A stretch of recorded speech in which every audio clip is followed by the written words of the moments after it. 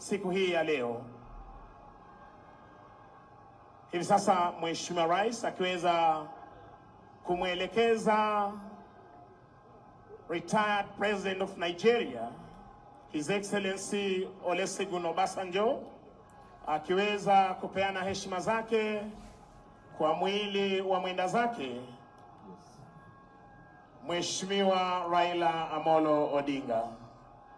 Mheshimiwa Rais hivi sasa akiweza kupeana heshima zake kwa mwili wa mwenda zake akiwa amesindikizwa na nduguye Raila Amolo Odinga, Senator wa jimbo la Siaya, Dr. Oburu Odinga.